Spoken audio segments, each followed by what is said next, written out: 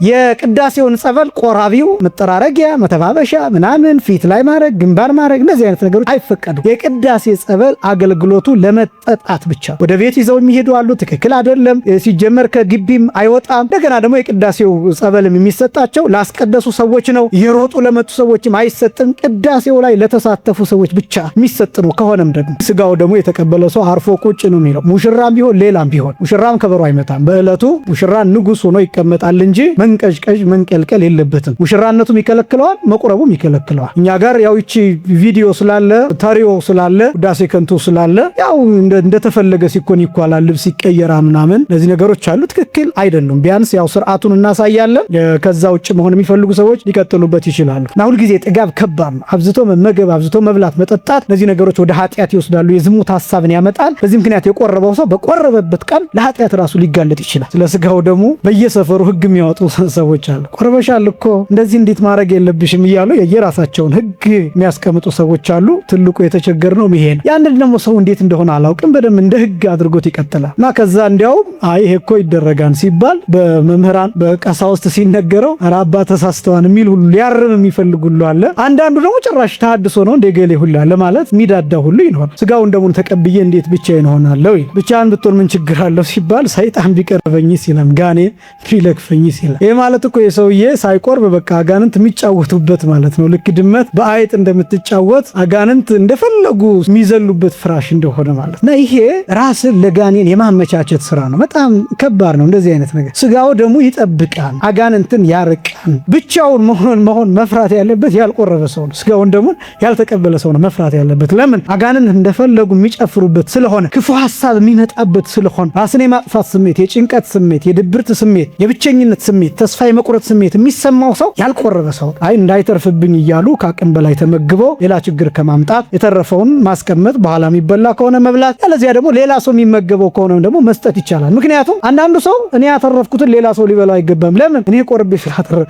ያስተረፍከው እኮ ስጋው ደግሞ አይደለም እንጀራ ነው፣ አንተ ቤት የተጋገረውን። አንዳንድ ጊዜ ወጣትነታችንን የሚሻማ ይመስልንና ከቆረብኩ እኮ በቃ እንደ ትልቅ ሰው እንደዚህ ጎብጬ መሄድ አለብኝ ብሎ የሚያስብሰዋል። በቃ ለዚህ ነው የማይቆርበው። በጣም ወጣቱ ከቆረብኩ በኋላ እኮ ይሄን መስራት አልችልም፣ ይሄን ማድረግ አልችልም፣ ንግድ አለኝ፣ ሱቅ አለኝ፣ እሱን መክፈት አልችልም ይላል። ማን ነው የከለከለው? የቆረበ ሰው ሰሌን እንዲያደርግ አይጠበቅበት፣ የሰሌን ቆብ እንዲያደርግ አይጠበቅበት። የቆረበ ሰው መሬት የሚጠርግ አቧራ የሚጠርግ ቀሚስ እንድትለብስ አይጠበቅበት። የቆረበ ሰው የግድ የጨርቅ ሱሪ ያድርግ የሚል ህግም የለም። የግድ እንደዚህ ነው አለባበሱ በቃ በቲሸርት እንዳይሄድ ምናምን የሚሉ እነዚህ ህጎችም የለም። የቆረበ ሰው የሚኖረው ማንኛውም ክርስቲያን እንዲኖረው የተፈቀደውን ህይወት ነው የሚኖረው። የተለየ ጫና የለበትም፣ የተለየ ዕዳም የለበትም። ብዙ ሰው የሚጨንቀው እንደዛ ስለሆነ።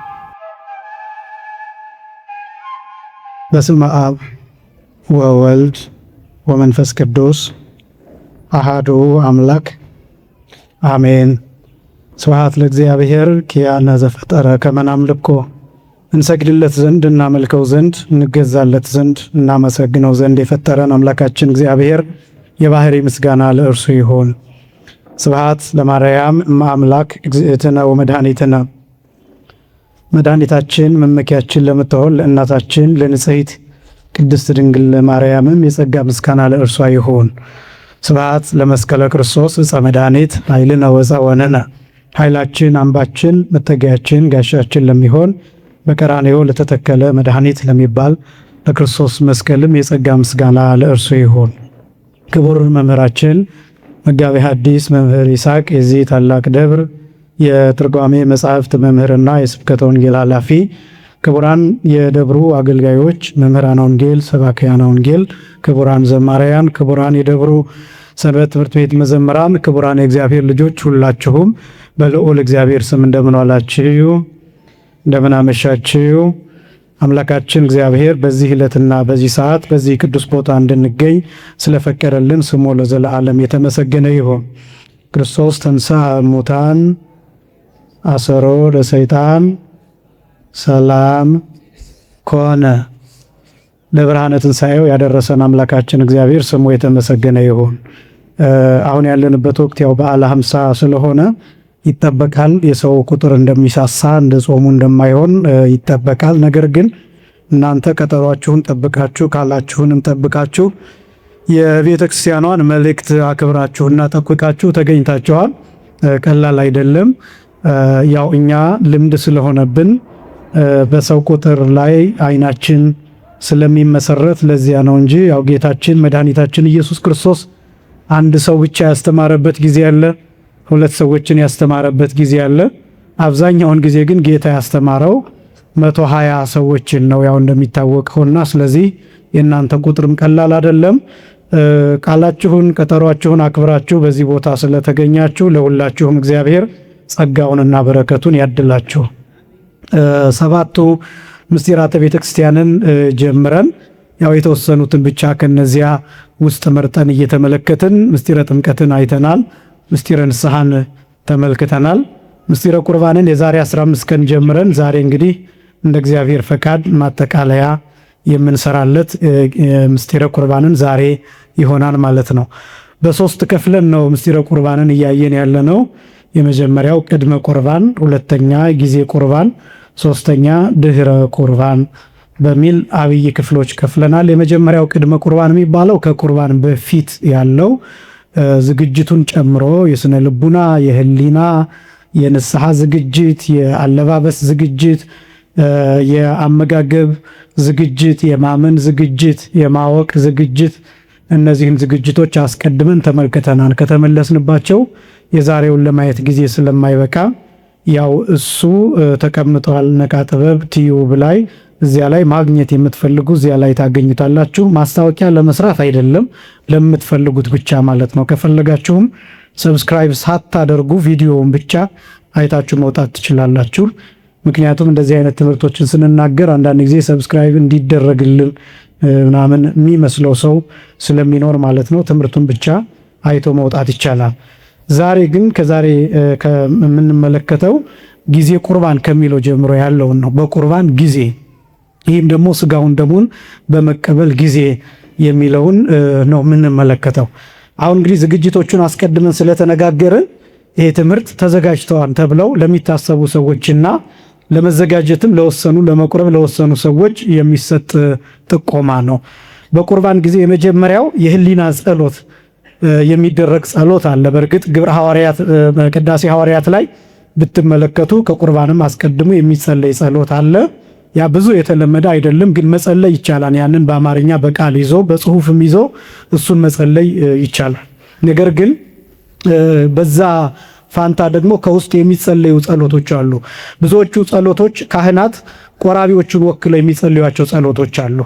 ለምሳሌ አሁን ወደ ቅዱስ ሥጋውና ወደ ክቡር ደሙ ከመኬዱ ወይም ድርገት ከመወረዱ አስቀድሞ ካህኑ አምናለሁ ይህ ሥጋ ክርስቶስ አማኑኤል ከመቤታችን ከቅድስት ድንግል ማርያም የነሳው ሥጋ እንደሆነ አምናለሁ 3 ጊዜ ይህ አማኑኤል በሁለት ወገን ድንግል ከምትሆን ከእናታችን ከቅድስት ድንግል ማርያም የነሳው ደም እንደሆነ አምናለሁ እያለ የሚጸልየው ጸሎት አለ እና እነዚህ ሁሉ በየመሃሉ አሜን አሜን የሚል አላቸው። አሁን እነዚህ የቆራቢዎቹ ጸሎትም ጭምር ነው። ትርጉሙ ምንድን ነው? ይሄ አምናለሁ የሚለው የሚቆርቡ ሰዎች በትክክል አስቀድመን የመጀመሪያው ማመን ነው ብለን እንደተነጋገር ነው የሚቀበሉት ቅዱስ ሥጋና ክቡር ደም የክርስቶስ ሥጋና የክርስቶስ ደም አማናዊ እንደሆነ ማመን መመስከር ስለሚገባቸው ይሄ ራሱ ከቁርባኑ በፊት የሚደረግ ጸሎት ክፍል ነው። ይሄ ብቻም አይደለም። ድርገት ከመወረዱ አስቀድሞ ጻድቃን ሰማዕታት እየተጠሩ የሚጸለይ ጸሎት አለ። ይሄ ድርገት የሚባለው ከዚህ በፊት ነግሬያችሁ እንደሆነ አላውቅም፣ ወይም ታስታውሱ እንደሆነ ድርገት ማለት ቀጥታ ትርጉሙ አንድነት ማለት ነው እና ይሄ አንድነት ደግሞ ተብሎ የሚጠራው የሚቆርቡት ሰዎች ከቀዳሲያኑ ጋር አንድ የሚሆኑበት፣ ከእግዚአብሔር ጋር አንድ የሚሆኑበት፣ ከመላእክት ጋር አንድ የሚሆኑበት፣ እርስ በርስ አንድ የምንሆንበት፣ ከበቁ ሰዎች ከማናያቸው ቅዱሳን ጋር አንድ የምንሆንበት የተለየ ምስጢር ነው። በዚህ ምክንያት ጸልዩ በእንቲአነ ከማለቱ በፊት ዲያቆኑ ከዚያ በፊት ጻድቃን ሰማዕታት እየተጠሩ ይጸለያል።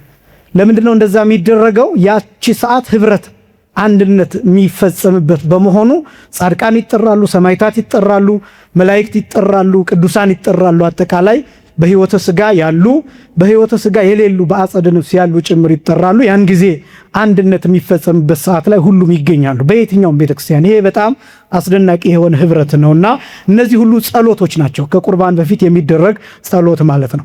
የቅዳሴ ጸሎት በዋናነት በሁለት የሚከፈል ነው። የመጀመሪያው ህብስቱንና ወይኑን ወደ ሥጋነትና ወደ ደምነት የመለወጥ ሂደት ሲሆን፣ ሁለተኛው ቆራቢዎቹን የማብቃት ሂደት ነው።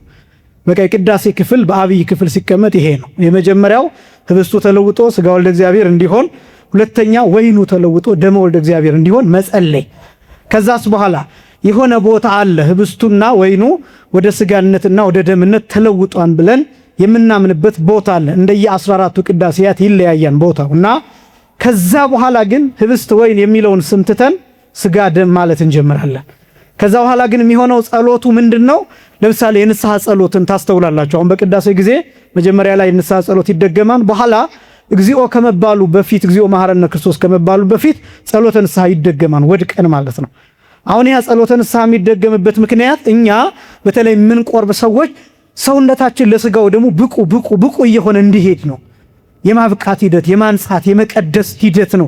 ህሊናችንን የማንጻት ሂደት ነው ሂደቱ። ለምሳሌ አምላካችን ሆይ እንደ ቸርነት ነው እንጂ እንደ በደላችን አይሆንም የሚለውን ይህንን አሁን 3 ጊዜ እንለዋለን። ይህን 3 ጊዜ ከስጋው ደግሞ በፊት የምንልበት ምክንያት ስጋህ እንደምህል ለመቀበል እየቀረብን ነው። ለመቀበል ሰዓቱ እየቀረበ ነው። ደቂቃዎች ናቸው የቀሩት። ስለዚህ እንደ ኃጢአታችን እንዳይሆንብን እንዳትፈርድብን እንዲህ እያለ ነው የምንለምነው። ይሄ ብቻም አይደለም፣ እንደየቅዳሴያቱ ይለያያል። ለምሳሌ በቅዳሴ ማርያም ጊዜ መሐር የሚል ቃል አለ። ወኢትስኪ መሐር ማለት ይቅርበል ማለት ነው። ወኢትስኪ ማለት አትክሰስ፣ አትፍረድ ማለት ነው። እና ይሄ ቃል በጣም የሚገርም ነው፣ የሚከብድም ቃል ነው። እና አትክሰስ ማለት ምንድነው? በቃ አልበቃችሁም ብለህ አትክሰሰን፣ ንጹሃን አይደላችሁም ብለህ አትፍረድብን፣ በቃ ይቅርበለን ማረን የሚል እግዚአብሔርን የምናራራበት መጠይቅ ነው ይሄ ቃልና እንዲህ አይነት ጸሎቶች ሁሉ ከቁርባን በፊት የሚደረጉ ጸሎቶች ናቸው።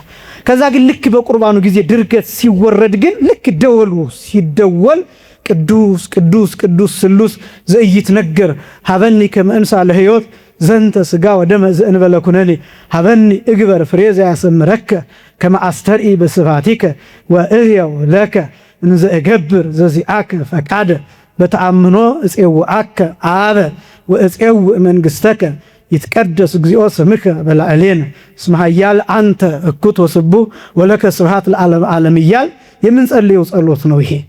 ይሄ ጸሎተ ህሊና ተብሎ ይጠራል። ከሰባቱ ኪዳናት አንዱ ነው። ብዙ ለማብራራት ትቸገራለህ፣ ይህንን አልተረጉምም ጊዜ ስለማይበቃን። ግን ይሄን ጸሎት ይላሉ መተርጉማኑ ምእመናን ቢያውቁ ይጸልዩታል። ወደ ቅዱስ ሥጋ ወደ ክቡር ደሙ እየቀረቡ ቅዱስ ቅዱስ የእዝል ጸሎት አለው። የአራራይ ወይ ደግሞ የግዕዝ ቅዳሴ በሚቀደስበት ጊዜ ዜማው አራራይ ነው። በእርግጥ ግን የግዕዝ ቅዳሴ በሚቀደስበት ጊዜ ይሄ ይባላል። ስለዚህ በግዕዝ የግዕዝ ቅዳሴ በሆነበት ጊዜ በአራራይ እየተዜመ የእዝል ቅዳሴ በሆነበት ጊዜ በእዝል ዜማ እየተዜመ ወይም ደግሞ ዜማውን የማይችል ሰው ይህንን በግዕዝ ሊሆን ይችላል፣ በአማርኛ ሊሆን ይችላል። የሸመደደ ሰው ይህንን እየጸለየ ይቀርባል። ሐሳቡ ምን የሚል ነው? ቅዱስ ቅዱስ ስሉስ ዘኢይትነገር ማለት አንድነት ሶስትነት የማይነገር የማይመረመር በመላእክት ዘንድ ቅዱስ ቅዱስ ተብለ የምትመሰገን ሆይ ሀበኒ ከመ እንሣ ለሕይወት ዘንተ ስጋ ወደመ ዘእንበለ ኩነኔ ይህንን ስጋና ደም ያለ ፍርድ ለሕይወት ይሆነን ዘንድ ስጠኝ የሚል ነው። ይሄ ብቻ ሳይሆን ከቆረብኩ በኋላ ከተቀበልኩ በኋላ ፍሬ አፈራበት ዘንድ አንተን ደስ የሚያሰኝህን አደርግ ዘንድ ስጠኝ። ይሄ ብቻ ሳይሆን በጌትነትህ በክብርህ በአንተ ውበት አንተ በምትፈልገው እገለጥ ዘንድ አንተን አባት አድርጌ እየጠራሁ እማጸንሃለሁ የሚል ይዘት ያለው ነው ጸሎቱ። እና ይሄ በቁርባን ጊዜ የሚጸለይ ጸሎት ነው። የሚጸልዩት የሚቆርቡት ሰዎች ብቻ አይደሉም፣ ሁሉም ይጸልያሉ። ነገር ግን የማያውቁ ቢኖሩ ካህናቱ፣ ለምሳሌ አሁን እንደምታውቁት በአዲስ አበባ ስርዓት ጸሎተ ዕጣነ ሞገር የሚደርስበት ጊዜ ዝማሬ የሚቃኝበት ጊዜ ነው። ግን እንደዛም ሆኖ ግን ድምፅ ማጉሊያውን መሪጌቶቹ ቢይዙት እንኳን ይሄ ቅዱስ ቅዱስ የሚለው ጸሎት ግን አይቋረጥም። እስመ ኃያል አንተ የሚለው ጸሎት አይቋረጥም። በለሆሳስም ቢሆን ይባላል። ያ ማለት ቀስ ተብሎ በዜማ ይባላል እንጂ አይቋረጥም። ለምንድን ነው? ለእያንዳንዱ ቆራቢ ነው ይሄ ጸሎት የሚጸለይ። ይሄ ጸሎተ ህሊና የህሊና ጸሎት ተብሎ ይታወቃል። ይህንን ታገኙታላችሁ ቅዳሴ ሐዋርያት ላይ። ስለዚህ የህሊና ጸሎት የሚባለው ይሄ ነው። በቁርባን ጊዜ ይሄ ጸሎት መጸለይ ያለበት። ሁለተኛ አክብሮት ነው። እንዳትጨነቁ በቃላችሁ ካልያዛችሁት፣ አቅም ካላችሁ ከያዛችሁት ነው እንጂ ብዙ እንድትጨነቁበት አይደለም። እንዳልኳችሁ ቀሳውስቱ ስለናንተ ይጸልያሉ፣ በእናንተ ምትክ ስለሆነ የሚጸልዩት ማለት ነው። ሁለተኛው አክብሮት ነው። አክብሮት ማለት በዚያ ቅጽበት ቀዳሾቹን ማክበር ይገባል፣ ቦታውን ማክበር ይገባል፣ ራሱን ቅዱስ ሥጋውን ክቡር ደሙን ማክበር ይገባል። ፍጹም የሆነ የልብ አክብሮት መስጠት ይገባል። ይሄ ማለት ነው ከልብ የሆነ መረዳት መስጠት ይገባል። ቅዱስ ሥጋውን ክቡር ደሙን ማወቅና መረዳት። ይሄ እኮ የጌታ የሥጋና ደም። ይሄ አሁን ለቆራቢዎች ብቻ አይደለም። ይህንን የምንለው ለቆራቢዎች ብቻ ሳይሆን አስቀድሰን በእለቱ መቁረብ ማንችል በተለያየ ምክንያት መቁረብ ማንችል ግን ቅዱስ ሥጋው ክቡር ደሙ በሚወጣበት ጊዜ አንደኛ ስግደት ይሰገዳል፣ ሁለተኛ ፍጹም የሆነ አክብሮት መስጠት ይገባል። በህሊና በልብ መገዛት ይፈልጋል። አክብሮት የሚባለው ይሄ ነው። ይሄ ሥጋ ይሄ ደም ተራ ምድራዊ ምግብ አይደለም፣ ምድራዊ መጠጥ አይደለም። የክርስቶስ ሥጋና ደም ነው። ይሄ ሥጋና ደም ዝም ብሎ የተገኘ አይደለም። ክርስቶስ ተንከራቶ የሰጠን ነው። መስቀል ላይ ደቆ የሰጠን ነው። ነፍሱን ከሥጋው በገዛ ስልጣኑ ለይቶ የሰጠን ነው። ነፍስ የተለየው መለኮት የተዋሃደው ሥጋና ደም ነው። መላእክት እንደ ሻሽ የሚነጠፉለት እንደ ቅጠል የሚረግፉለት ነው። ቅዱሳን ፍጹም አክብሮት የሚያከብሩት ነው። ይህንን ማወቅ ይገባል ነው። ስለዚህ ቅዱስ ሥጋውና ክቡር ደሙ በምድር ላይ ምንም አይነት ነገር በቅድስና የሚወዳደር ቅዱስ ሥጋውና ክቡር ደሙን የሚያክል ምንም አይነት ነገር የለም። ይሄን ክብር ማወቅ ይገባል። አክብሮት ማለት እሱ ነው። ከዛ ቀጥሎ ሰጊድ መስገድ ይገባል። እንግዲህ የሚቆርቡ ሰዎች ወደፊት እንመለከተዋለን። መስገድ የግድ ወድቆ መስገድ ላይጠበቅባቸው ይችላል። ለምንድን ነው? ሲሰግዱ ሰው እንዳይረግጣቸው፣ የተለያየ ነገር እንዳይከሰት። አንዳንድ ጊዜ በአካልም ትንሽ ገዘፍ ያሉ ሰዎች ከሰገዱ በኋላ ለመነሳት የሚቸገሩ አይነት ሰዎች ሊሆኑ ይችላሉና በእለቱ ሥጋውን ደሙን ለመቀበል መሰናክል እንዳይሆንባቸው አድንኖ ብቻ አድርገው፣ አድንኖ ማለት ከአንገት ቀለስ ከወገብ መለስ ማለት መቻል ማለት ነውና ስለዚህ ስግደት የእጅ መንሻ እንደዚህ አይነት አቅርቦ ከዛ በኋላ ወደ ቅዱስ ሥጋውና ወደ ክቡር ደሙ መቅረብ ይቻላል። ማንኛውም የማይቆርብ ሰው ግን ባለበት ወድቆ ስግደት የሚባለው በሶስት የሚከፈል ነው። አንዱ ወዲቅ ይባላል፣ ሁለተኛው አስተብርኮ ይባላል፣ ሶስተኛው አድንኖ ይባላል። ወዲቅ የሚባለው ሶስት አካላት መሬት ይነካሉ። አንዱ ጉልበት መሬት ይነካል፣ ሁለተኛ እጅ መሬት ይነካል፣ ሶስተኛ ግንባር መሬት ይነካል። ይሄ ስግደት ይባላል። ስግደት የሚባለው በዋናነት ይሄ ነው። ወዲቅ የሚባለው መውደቅ የሚባለው፣ አስተብርኮ የሚባለው መንበርከክ ነው። እጅና ጉልበት መሬት ይነካሉ። አድንኖ ግን የሚባለው ማንኛውም አካል መሬት አይነካም። ያው እግር ከመሬት ስለማይለቅ አድንኖ የሚባለው ይሄ ነው። ስለዚህ የሚቆርቡ ሰዎች ብቻ አድንኖ ያደርጋሉ። ቀላል ሰውነት ለመነሳት የማይቸገሩ ከሆነም እነሱም ሊሰግዱ ይችላሉ። ሁሉም ግን ይሰግዳል።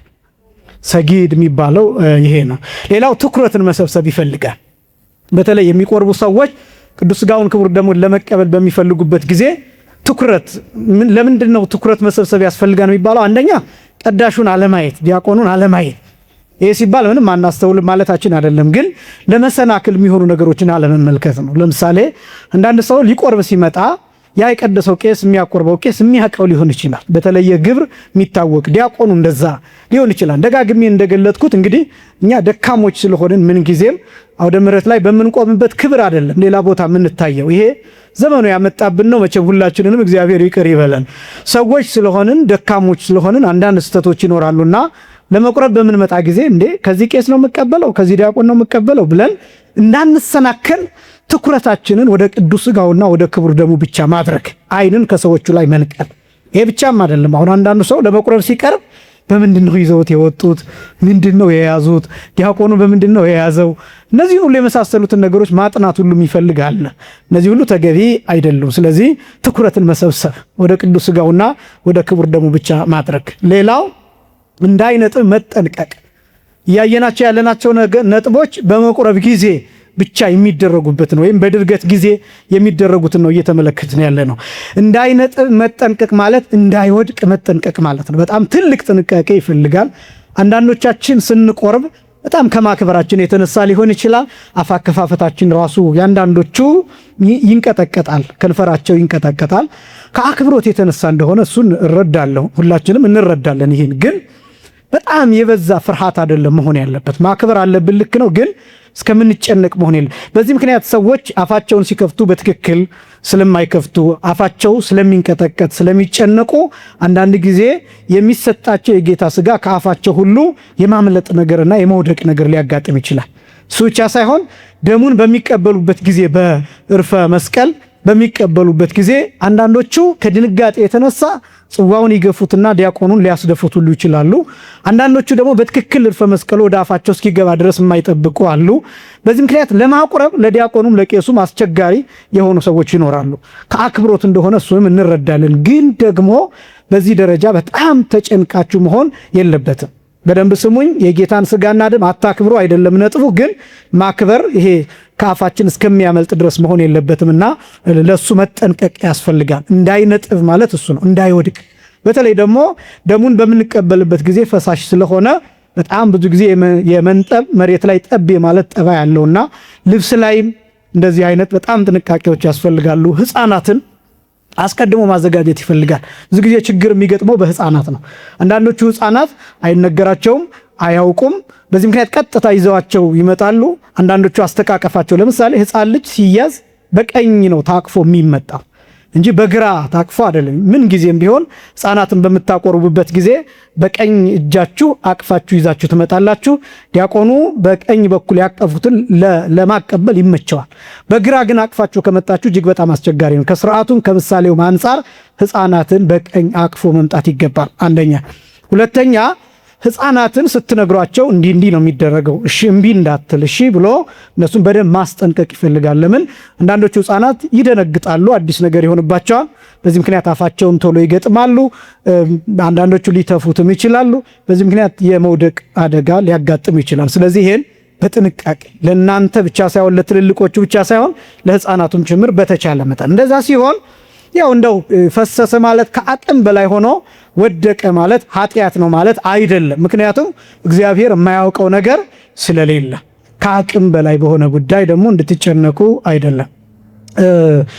እንዳይነጥብ ከሚደረግበት እንዳይወድቅ ከሚደረግበት አንዱ ስርዓት ቅዳሴ ሐዋርያት ላይ ቁጥር 119 ላይ እንዲህ የሚል ተቀምጧል። ይህን የምናገረው አንዳንዶቹ አሁን ይህን ስንናገር የውስጥ ምስጢር ያወጣን የሚመስላቸው ሰዎች ይኖራሉ፣ ግን በግልጽ የተጻፈ ነው። ቅዳሴ ሐዋርያት ቁጥር 119 ላይ ወእምዝ ይብላ ዘተመጠወ ይላል። የተቀበለው ሰው ስጋውን የተቀበለው ሰው በተለይ ይብላው ይላል፣ ያኝከው ይላል፣ ያላምጠው ይላል። ግን እንደዚህ የሚሆነው መቼ ነው? የሚመከረው ስጋውን በምንቀበል ጊዜ መዋጥ ነው የሚመከረው። ለምንድን ነው? ብዙ ጊዜ ያው ስጋውያን ስለሆንን ከህሊና የተነሳ ስለ ቴስቱ አንዳንድ ነገር እንዳናስብ፣ ሌላ ጥርጣሬ እንዳያድርብን፣ እንደ ምድራዊ ነገር እንዳንቆጥረው ለጥንቃቄ ሲባል በመሰረቱ በጣም ትንንሽ ነው የሚደረገው። ይሄ እንግዲህ ለካህናቱ የሚነገር ነው፣ የሚያውቁት ነው ካህናቱ። ዝግጅቱ በጣም በትንንሽ እንዲሆን ቶሎ ልክ ወደ ጉሮሮ መውረድ የሚችል ተደርጎ ነው የሚዘጋጀው። ይሄ ምስጢር አይደለም፣ በነገራችን ላይ የተጻፈ ነውና ነገር ግን መዋጥ የማይቻል ቢሆን ሊያንቅ የሚችል አይነት ነገር ቢሆን ማኘክ ይቻላል፣ ማላመጥ ይቻላል። ይህንን ነው ወእምዝ ይብላ ዘተመጠወ ይልና ወበጊዜ ተመጥወቱ ይላል። በመቀበሉ ጊዜ ወይም በተቀበለ ጊዜ ይደሉ ከመያንብር እዲሁ ዲበ አፉሁ እጁን በአፉ ላይ መጫን አለበት ይላል። ምንም በአፉ ላይ መጫን አለበት? እጁን በአፉ ላይ መጫን አለበት። ለምንድን ነው እንደዚህ የሚያደርገው? እንዳይወድቅ ነው አስቀድሞ አንደኛ። ሁለተኛ ምላሱን ሲያዛውር በአፉ ውስጥ ሲያንቀሳቀስ ለሌሎች እንዳይታይ ለክብረ ስጋው ደሙ ሲባል እጁን አፉ ላይ ያደርጋል። ለዚህ ነው በነገራችን ላይ አፍን ማፈን ከዚያ የተነሳ ነው መነሻው። ይሄን የቆረቡ ሰዎች አፋቸውን አፍነው ይወጣሉ፣ የቀደሱ ሰዎች ሊሆኑ ይችላሉ። በተለይ ጸበል እስከሚጠጣበት ይሄ ማየ መቁረር የሚባለው እስከሚጠጣበት ሰዓት ድረስ አፍን በትክክል መዝጋት ይገባል። ስለዚህ እንዳይነጥብ አፍን እጁን አፉ ላይ ማስቀመጥ አለበት። ከዛ ወይ ሂኮ በለሆሳስ ይላል፣ በቀስታ ያኝከው ማለት ነው። በቀስታ ያላምጠው ይላል። ይሄንን ምላችሁ ለመዋጥ የማይቻልና የማይመች አይነት ከሆነ በጣም አሁን ለምሳሌ አዲስ ሰዎች በሚቆርቡበት ጊዜ ወደ ቁርባን ሲመጡ ይጨነቃሉ። አንዳንዶቹ ወደ አፋቸው ከገባ በኋላ እንዴት ላድርገው ዋጠው ይባላሉ። ግን ደግሞ መዋጥ የማይችሉ ሰዎች አሉ።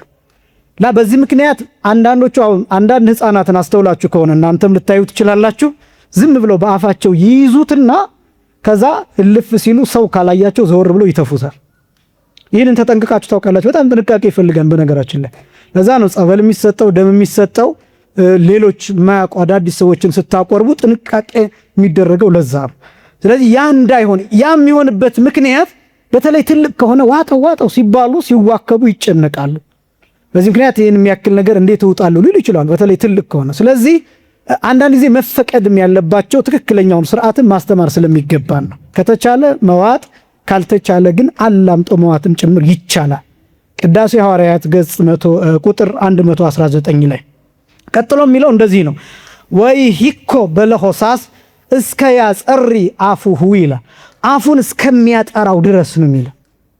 ትናጋውን በድዱ በምላሱ በምን ተጣብቆ እንዳይቀር ጥርግ አድርጎ አፉ ውስጥ ያለውን አፉን ዘግቶ ሁሉን ነገር ጥርግ አድርጎ እሱን መዋጥ አለበት ነው። ይሄ ነው ወይ ሂኮ በለሆሳስ የሚለው ይሄን እስከ ያጸር አፉሁ ማለት አፉን እስከሚያጠራው ድረስ። ለምን ድድ አካባቢ ጥርስ አካባቢ የተጣበቀ ምንም አይነት ቅንጣት መኖር የለበት። ስለዚህ ይህንን ማድረግ አለበት በፍርሃት ወበረአድ፣ ነገር ግን በማክበር በመፍራትና በመንቀጥቀጥ መሆን አለበት ነው። እንደዚህ ሲባል ቅድም እንዳልኳቸው አይነት መንቀጥቀጥ ሳይሆን ማክበር ማለት ነው። እና በዚህ ክብር ያንን ማድረግ ይገባን። ከዛ በኋላ የስጋውን የተቀበለው ሰው ቀጥሎ ደሙን ይቀበላል። ደሙን ከተቀበለ በኋላ ቀጥሎ ማይ መቁረር ይሰጠዋል። ማይ መቁረር ማለት የሚያበርድ ውሃ ማለት ነው። የሚያቀዘቅዝ ውሃ ማለት ነው። ቀጥታ ሲተረጎም የሚያቀዘቅዝ ውሃ። ይሄ የሚያሳየው ምስጢሩ የቅዱስ ስጋውን እና የክቡር ደሙን እሳትነት የሚያሳይ ነው። እሳት ነው የተቀበለው። ስለዚህ ያንን ምስጢር ለማሳየት ነው አንዱ። ሁለተኛው ግን ማዩ የሚያስፈልገው በመሰረታዊነት ከዚህ በፊት ነግሬያችኋለሁ። የቅዳሴ ጸበል የሚሰጠው ለቆረቡ ሰዎችና ለቀዳሾች ብቻ ነው የሚያገለግለው። አሰራሩ እንደዛ ነው። ለምሳሌ ገጠር አካባቢ ተለክቶ ነው ማይ የሚቀዳው ውሃ የሚቀዳው። ስለዚህ ያ ውሃ ላስቀደሰው ሰው ሁሉ ሊዳረስ አይችልም፣ ያ ቅዱስ ውሃ ጸበሉ ማለት ነው። በዚህ ምክንያት ለቀዳሾቹና ለቆራቢዎቹ ብቻ ነው የሚሰጠው። አዲስ አበባ የውሃ ችግር ስለሌለ ያ ይቀዳን፣ ይጸለይበታል፣ ቅዳሴው ቃለ እግዚአብሔር ያርፍበታል፣ ቡሩክ ይሆናል፣ ቅዱስ ይሆናል። በዚህ ምክንያት ለሁሉም ይሰጣን፣ ኃጢአት አይደለም። ግን እንደው መነሻው እንድታውቁት ነው። መነሻው ለቆራቢዎችና ለቀዳሾች ነው። ለቆራቢዎች የሚያስፈልግበት ምክንያት ምንድን ነው ሲባል ቅዱስ ስጋውን ክቡር ደሙን ከተቀበሉ በኋላ ጸበሉን ሲጠጡ ተጉመጥምጠው ወደ የሚያወርዱበት ነው። ዋናው ዓላማ ይሄ ነው። አፋቸውን የሚጠርጉበት ነው። በአንድ ጊዜ ላይ ጠጡት ይችላሉ። ይጅው አድርጎ መጠጣት ሳይሆን የተወሰነ ጠጥቶ ከዛ አፍን አጽድቶ ከዛ በኋላ ቀሪውን ደግሞ መጠጣት እስከሚያልቅ ድረስ መጠጣት። እነዚህን ማድረግ የቅዳሴውን ጸበል ቆራቢው መጠራረጊያ፣ መተባበሻ ምናምን ፊት ላይ ማድረግ፣ ግንባር ማድረግ እነዚህ አይነት ነገሮች አይፈቀዱም። የቅዳሴ ጸበል አገልግሎቱ ለመጠጣት ብቻ ነው። ለመጠጣት ብቻ ነው። አሰራሩ እንደሱ ነው እንጂ ወደ ቤት ይዘው የሚሄዱ አሉ። ትክክል አይደለም። ሲጀመር ከግቢም አይወጣም። እንደገና ደግሞ የቅዳሴው ጸበልም የሚሰጣቸው ላስቀደሱ ሰዎች ነው።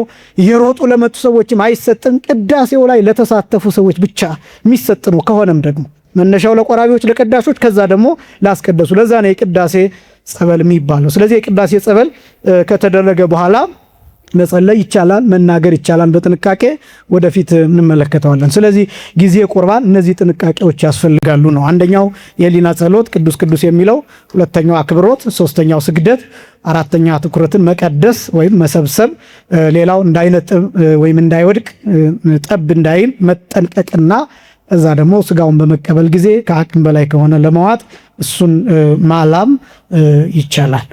ድህረ ቁርባን ከቁርባን በኋላ የሚከለከሉ ነገሮች እነዚህን ደግሞ እንመለከታለን። ምንድነው የሚደረገው ከቁርባን በኋላ? አሁን ብዙ ሰው ከቆረበ በኋላ ስጋውን ደሙን ከተቀበለ በኋላ በቃ እኔ አልናገርም ብሎ አባታችሁ ነው ሁሉ የማይል ሰው አለ። የማይጸልይ ሰው፣ የማይዘምር ሰው፣ እነዚህን ሁሉ የማያደርጋል። አሁን እነዚህ አይከለከሉም። ጸሎት አይከለከልም።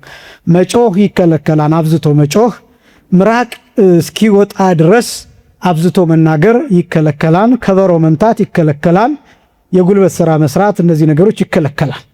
ለምሳሌ አንዱ ከሚከለከለው ከበሮ መምታት ነው። ምክንያቱም ላብ አለ፣ ደምም ሊወጣ ይችላል። አንዳንድ ጊዜ ከበሮ በኃይል የሚመቱ ሰዎች፣ እጃቸው የሚደማ ሰዎች አሉ።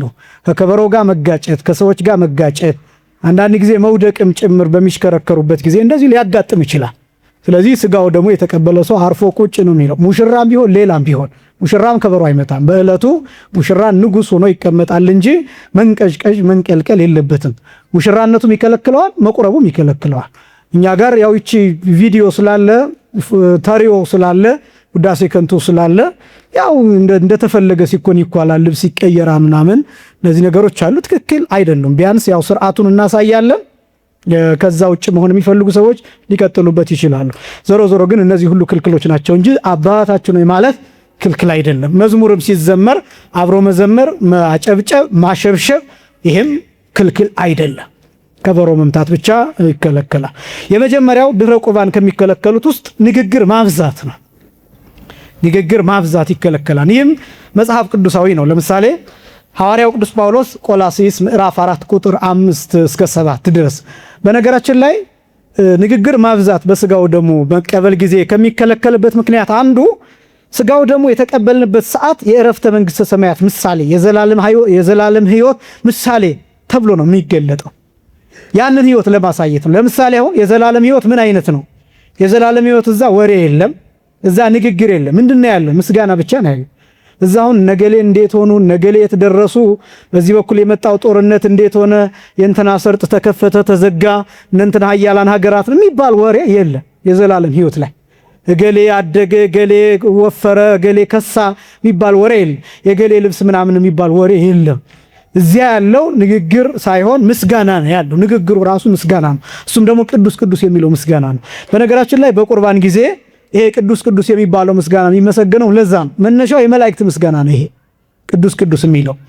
ይህም ደግሞ በዘላለም ሕይወት የምናመሰግነው ምስጋና ነው። ሁላችንንም ለዛ ሕይወት እንዲያበቃን የእርሱ ቅዱስ ፈቃድ ይሆንልን እና ቅዱስ ጳውሎስ ቆላስይስ ምዕራፍ 4 ከቁጥር 5 ጀምሮ እስከ 7 እንዲህ ይላል፣ ልናገር እንደሚገባኝ ያህል እገልጠው ዘንድ ጸልዩልኝ ይላል። እንደሚገባኝ ይሄ ማለት መናገር እንዴት እንደሚገባን ማሳየት የሚችል ነው። ይሄ ብቻ ሳይሆን ዘመኑን እየዋጃችሁ በውጭ ባሉት ዘንድ በጥበብ ተመላለሱ፣ ለእያንዳንዱ እንዴት እንድትመልሱ እንደሚገባችሁ ታውቁ ዘንድ ንግግራችሁ ሁል ጊዜ በጨው እንደተቀመመ በጸጋ ይሁን ይላል። ንግግራችሁ ይላል።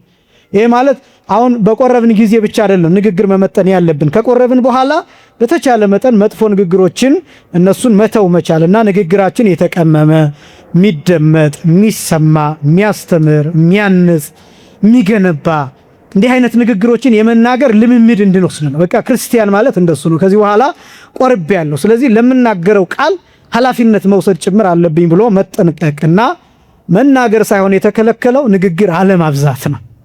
የቅዳሴውን ጸበል ከጠጣን በኋላ መናገር እንችላለን። መናገር አይከለከልም። ስንናገር ግን ንግግር እንዳይበዛ፣ ጩኸት እንዳይሆን፣ ምራቅ እንዳይነጥብ በጥንቃቄ መሆን አለበት ነው እንጂ ንግግር አይከለከልም። ስለዚህ ንግግር ማብዛት ነው የሚከለከለው ድህረ ቁርባን፣ ከቁርባን በኋላ። ሁለተኛ ፍርድ ቤት መሄድ ይከለከላል። ፍርድ ቤት መሄድ ብቻ ሳይሆን ለሽምግልና መቀመጥ የሚለው ይከለከላል። ከቁርባን በኋላ ወይም በቁርባን ጊዜ ከቆረቡ በኋላ በዚህ ዕለት ስጋውን ደሙን የተቀበለ ሰው የቀደሰ ሰው ፍርድ ቤት እንዳይሄድ እንዳይመሰክር፣ የፍርድ ቤት ጉዳይ ካለው ሲጀመር በዛ ቀን ስጋውን ደሙን መቀበል የለበትም። የፍርድ ቤት ጉዳዩን መጨረስ አለበት። የሽምግልና ቀጠሮ ካለበት ምንም አይነት የሽምግልና ሲባል ልጅህን ለልጅ የሚል ሁሉ ሊሆን ይችላል። ያንንም ማድረግ አይችልም የቆረበ ሰው በቆረበበት ቀን። ለምንድን ነው እነዚህ የሚከለከሉት? አንደኛ ንግግር አለ፣ ኃይል አለ፣ ለማሳመን የሚነገሩ ውሸቶች አሉ፣ ለማስታረቅ የሚደረጉ ውሸቶች አሉ፣ ኃይለ ቃል መናገር አለ፣ እንደገና ሳይድ ማድረግ አለ፣ አድሎ ማድረግ አለ። እንደ በአንደበታችን እንኳን ባንናገረው አይ እሷ እኮ ተበድላለች ማለታችን አይቀርም። ስለዚህ አድሎ ይኖራል እና በዚህ ምክንያት ቅዱስ ሥጋውን ክቡር ደሙን የተቀበለ ሰው በቤቱ ይውላል እንጂ ሽማግሌ መቀመጥ፣ ፍርድ ቤት መሄድ አይገባም። ሁለተኛ። ሶስተኛ መስገድ አይገባው። መስገድ አይገባው ማለት ሁለቱ ብቻ ይከለከላሉ። አንደኛው መንበርከክ፣ ሁለተኛው ደግሞ መውደቅ። እነዚህ ይከለከላሉ እንጂ እንደዚህ መስገድ ይከለከላል ማለት አይደለም። ሥጋውን ደሙን የተቀበለ ሰው አድንኖ አይከለከልም። እጅ መንሳት ማለት ነው። ወገቡን ጎንበስ አንገቱን ቀለስ ማድረግ አይከለከልም። ለስዕላት መስገድ ይችላል። ሰው ሰላም ሲልም ማንኛውም ሰው ቢሆን ዝቅ ብሎ ሰላም ማለት ይችላል። መንበርከክና መስገድ ግን አይፈቀድለትም። እረፍተ መንግሥተ ሰማያት የመንግሥተ ሰማያት እረፍት ምሳሌ ነው አንደኛው። ሁለተኛ በሚሰግድበት ጊዜ ፈሳሽ እንዳይመጣ፣ ደም እንዳይደማ፣ እንዳይፋፋቅ፣ እንዳይደክመው፣ ላብ እንዳያልበው በእነዚህ ምክንያቶች መስገድ አይፈቀድለትም። ሶስተኛ። አራተኛ ሩቅ መንገድ መሄድ ይከለከላል። በተለይ በእግር መሄድ። ምናልባት አሁን ይህንን እንደ መኪና ብናስበው እንደ ውጭ ሀገሩ ይሄ ላያስኬድ ይችላል። ምክንያቱም በጣም ብዙ የውጭ ሀገር ሰዎች ቤተክርስቲያን በአቅራቢያቸው ስለማያገኙ የ3 ሰዓት 4 ሰዓት ድራይቭ አድርገው ነው ወደ ቤተክርስቲያን የሚሄዱት። መቁረብ አለባቸው ግዴታ። ማደር አይችሉም። አብዛኞቹ የውጭ አብያተ ክርስቲያናት ኪራዮች ናቸው። የተገዙ እንኳን ቢሆኑ ባለቤትነታቸው የኛ እንኳን ቢሆን ማደሪያ የላቸውም ብዙዎቹ። በዚህ ምክንያት ከቤታቸው ሌሊት ተነስተው ድራይቭ አድርገው ሲመለሱም ድራይቭ አድርገው 3 ሰዓት 4 ሰዓት ነው የሚሄዱትና በዚህ ምክንያት በመኪና የሚሄዱትን ሰዎች ሳይሆን የሚመለከተው በእግር መንገድ የሚሄዱ ሰዎችን ሩቅ መንገድ እንዳይሄዱ፣ ላብ እንዳያልባቸው፣ እንቅፋት እንዳይመታቸው፣ ከሰው ጋር እንዳይጣሉ፣ አውሬ እንዳያገኛቸው፣ ውሻ እንዳይነክሳቸው፣ ሌላ ነገር እንዳያጠቃቸው፣ ጊንጥ እንዳይነድፋቸው፣ እባብ እንዳይነድፋቸው፣ እነዚህ የመሳሰሉት ነገሮች ሁሉ ጥንቃቄ ስለሚደረግ በቀድሞው በገጠሩ ኮንቴክስት በዚያ አውድ የተሰራ ነው። ስለዚህ ሩቅ መንገድ መሄድ ይከለከላል። እዚህም ቢሆን ረጅም ቦታ ወክ ማድረግ ላብ ስለሚመጣና የተለያዩ ነገሮች ስለሚያጋልጥ እሱ ይከለከላል። አምስተኛ ምራቅ መትፋት ይከለከላል።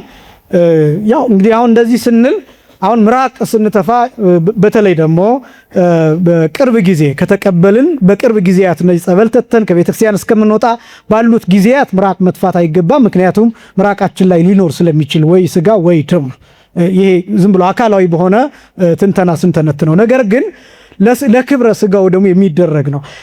60 ዓመት ምራቁን ያልተፋ ሰው አለ። በረከቱ በሁላችንም ላይ ይደርብን። 60 ዓመት ለክብረ ስጋው ደግሞ ማለት 60 ዓመት የተፋ ምራቆ ይላል። 60 ዓመት ሙሉ ምራቁን አልተፋም የሚልና እንደዚህ ስላችሁ ተሳስቶ አሁን ምራቅ መትፋት ልምድ ያለባቸው ሰዎች አሉ። በመሰረቱ ምራቅ መትፋት ነውር ነው። ሰው ፊት አይተፋም፣ ያልሆነ ቦታ አይተፋም። እንደ ንቀት ማሳያ ነው። ትክክል አይደለም። ስለዚህ ምራቅ መትፋት አንዱ ቅዱስ ስጋውን ክቡር ደሙን ያለማክበር ምልክትም ጭምር ነውና ለክብረ ስጋው ደሙ ሲባል ምራቅ መትፋት አይገባም። ግን በስህተት አንድ ነገር አይተን ያው ሰውነታችን ሲጸየፍ ይሄ ምላሳችን ውስጥ ያለው አሲዲክ ጠባይ ማመንጨት ይጀምራል። ምራቅ ያመነጫል። በምናያቸው ነገሮች አይምሯችን ውስጥ መጥፎ ነገር ሲፈጥር በዚህ ምክንያት አፋችን ይሞላልና በዛ ምክንያት ምራቅ የተፉ ሰዎች ኃጢአት አድርገዋል ማለት አይደለም። ለቀኖና ማያበቅ ማለት ቆርቤ ምራቄን ተፍቻለሁ ተብሎ ለንስሐ አባት ሊነገር የሚችልም ኃጢአት አይደለም። ግን ስጋውን ደሙን ስለማክበር ግን ምራቅ አይተፋ። ተሳስተው ግን ምራቃቸውን የተፉ ኃጢአት ነው ማለት አይደለም። ምክንያቱም ይህን የምናገረው ብዙዎቹ ይጨነቃሉ። በቃ ስጋውን ደሙን ከተቀበሉ በኋላ እነዚህ አይነት ስህተቶችን ሲሰሩ በቃ እንደዚህ ሆንኩኝ እኮ ብለው ቁርባኑ እንዲሆነ የሚጠይቁን ስላሉ መምህር ተሳስቼ ምራቄን ተፍቻለሁኝ ቅድምና እንደው ይፈርስብኛል ቁርባኑ ብለው የሚጨነቁ ሰዎች አሉ። በዛ ደረጃ እንዲሆን አይደለም። እግዚአብሔርን በዚህ ደረጃም ጨካኝ አምባገነን አድርገን እንድናስበውም አይደለም። ግን ለክብረ ስጋው ደግሞ የተሰራ ስርዓት ነው፣ ዶግማ አይደለም። እና አምስተኛው ምራቅ መትፋት ይከለከላል። ስድስተኛው አብዝቶ መመገብ ይከለከላል። አብዝቶ መመገብ የሚከለከልበት ምክንያት አብዝቶ በመመገብ ምክንያት አንደኛ የተለያዩ ነገሮች ይመጣሉ። ሰው አብዝቶ ሲመገብ ሰውነቱ በስቶ የተመገበውን ምግብ የማስወጣት ጠባይ ሊኖረው ይችላል። ምንም የምንወደው ምግብም ቢሆን ከመጠን በላይ ከተመገብነው ትውከት ሊሆን ይችላል። ሌሎች ነገሮች ሊያስቸግሩ ይችላሉ። ሆዱን ሊታመም ይችላል። ሊረበሽ ይችላል። ጨጓራው ከሚሸከመው በላይ ሊሆን ይችላል። በዚህ ምክንያት ለሌሎች ነገሮች ይጋለጣል፣ ምቾቱን ያጣል እና በዚህ ምክንያት ስጋውን ደሙን ተቀብዬ እንዴት እንዲሆናል የሚል ጥርጥር ውስጥም ሊገባ ይችላል። ስለዚህ አብዝቶ መመገብ አይገባም። የመጀመሪያው። ሁለተኛው ሰው አብዝቶ ከተመገበ ለፈተና ይጋለጣል። ይህ ማለት ሁልጊዜ የምንመገበው ምግብ የምንጠጣው መጠጥ እንደሚታወቀው ወደ ኢነርጂ ፎርም ይቀየራል፣ ወደ ደማችን ይወሰዳል። ያ ደማችን ሲሞላ ኃጢአት ያሰራናል። ግልጽ። ይህን አረጋዊ መንፈሳዊ የሚባል ሰው ሲናገር ይትብላ ብዙሃ ከመእያጽቅ ደዌ ዝሙት ይላል። የዝሙት በሽታ እንዳያጠቃ ከፈለክ ብዙ አትብላ ይላል። እስመ ኩሎሙ ኃጣው ይፈለፍሉ ማዘቅተ ከርስ ርሂብ ይላል። ሁሉም ኃጢአቶች የሚመነጩት ከሰፊ ሆድ ነው ይላል። ልብላ ልብላ ከሚል ከጥጋበኛ ሆድ ነው የሚመነጩት ይላል። እና ሁልጊዜ ጥጋብ ከባድ ነው። አብዝቶ መመገብ፣ አብዝቶ መብላት፣ መጠጣት እነዚህ ነገሮች ወደ ኃጢአት ይወስዳሉ። የዝሙት ሐሳብን ያመጣል። በዚህ ምክንያት የቆረበው ሰው በቆረበበት ቀን ለኃጢአት ራሱ ሊጋለጥ ይችላል። ስለዚህ አብዝቶ መመገብ ይከለከላል። ሰባተኛ ሸክም መሸከም ይከለከላል። የትኛውም አይነት ሸክም፣ የሚከብድ ሸክም፣ ላብ ሊያመጣ የሚችል ሸክም ይሄን መሸከም ይከለከላል። ስምንተኛ መታጠብ እስከ ማታ ድረስ ይከለከላል፣ እስከ መኝታ ሰዓት ድረስ። ይህንን በትክክል ማስቀመጥ ሊከብድ ይችላል። ሰዓቱን ማታ 2 ሰዓት የሚተኛ ሰው ሊኖር ይችላል። እስከ ምሽት 3 ሰዓት እስከ 4 ሰዓት የሚቆይ ሰው ሊሆን ይችላል። ግን እስከ ማታ ድረስ መታጠብ ይከለከላል። ግን እንደዚህ ደግሞ ሲባል እጁን አንዳች እንደው አድርገው ቆሻሻ ነገር ቢነካው ያን ቆሻሻ ነገር ማስወገድ የለበትም ማለት አይደለም። ምናልባት ያንን እጁ የነካውን ቆሻሻ ነገር በሶፍት ማስወገድ ከቻለ እሰየው። ያለዚያም ደግሞ እነዚህ እርጥብ አልኮሊክ ነገር ያላቸው እነዚህ እንደ ዲስኢንፌክታንት አይነት ነገሮች እነሱን መጠቀም ከቻለም እሰየው። ያ ካልሆነ ግን መታጠብም ይችላል። ሊጎዳው የሚችል አይነት ከሆነ ስለታጠብን አሁን ቅዱስ ሥጋውን ክቡር ደሙን ታጥበን እንደ ቆሻሻ አውርደን ማለት አይደለም። እንደሱ አይደለም ጽንሰ ሐሳቡ።